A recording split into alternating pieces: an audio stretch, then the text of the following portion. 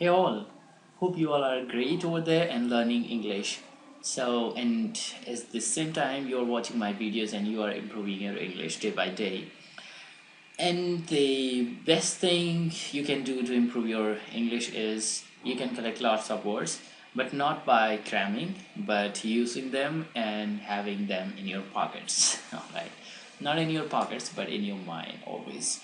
And how can we have lots of words in our mind?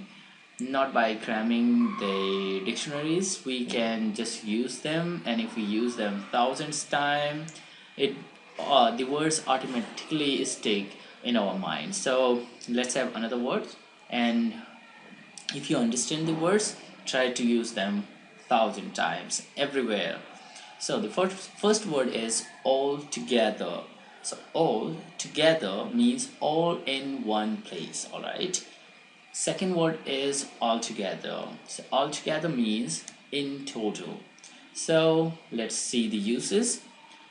I need exam sheets, pens and calculators all together. Next example is for altogether, in total. This organization is great if we consider facilities altogether. Now I'm going to describe this in Hindi.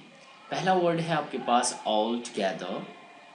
All together means सारी चीज़ें अगर आप एक सामने आपको चाहिए, जैसे कि पहला सेंटेंस है I need exam sheets, pens and calculators all together. मुझे सारी चीज़ें साथ में चाहिए, pens, sheets and calculator. Alright. Second is all together. All together means in total.